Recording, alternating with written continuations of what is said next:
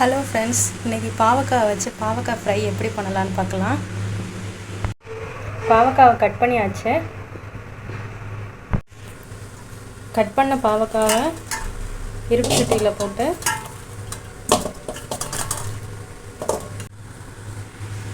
இருப்பு சட்டியில் கொஞ்சோண்டு உப்பு கொஞ்சோண்டு தண்ணி போட்டு கொஞ்சம் நேரம் வேக வைக்கணும்.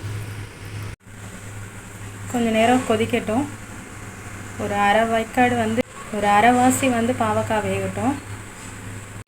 பாவக்காய் அரைவாசி வெந்துருச்சு, இறக்கிக்கிடலாம்.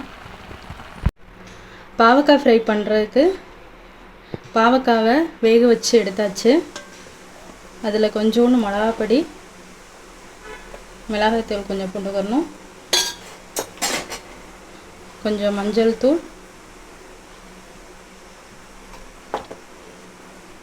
கொஞ்சம் உப்பு போட்டு நல்லா மிக்ஸ் பண்ணிக்கிடுவோம். மிக்ஸ் பண்ணி கொஞ்சம் நேரம் ஊறட்டும். நல்லா மிக்ஸ் பண்ணிக்கிடலாம். மிக்ஸ் பண்ணி கொஞ்சம் நேரம் ஊறட்டும். பாவக்காய் ஃப்ரை பண்ணலாம்.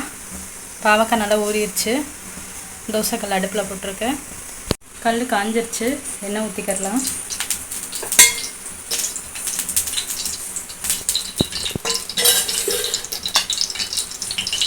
பாவக்காய் அதில் வச்சுக்கிடலாம்.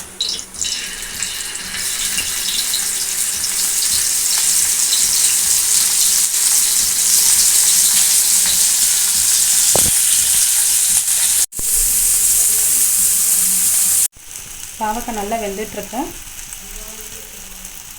பாவக்காய் ஃப்ரை ரெடி. வாங்க சாப்பிடலாம்.